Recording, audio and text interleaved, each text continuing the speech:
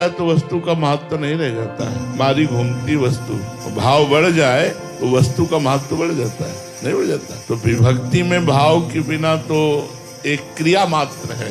अगर भाव नहीं प्रकट हो रहा तो फिर अभिभक्ति ठीक से नहीं हो रही।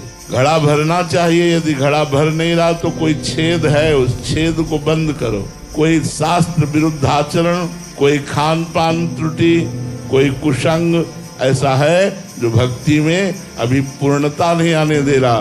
भक्ति की पूर्णता है भाव। भाव में भरकर एक चुल्लू जल भी अर्पित कर दो, एक तुलसी दल अर्पित कर दो, एक पुष्प अर्पित कर दो, एक कोई फल अर्पित कर दो, बस इतने में ही भगवान राजी है हमारे।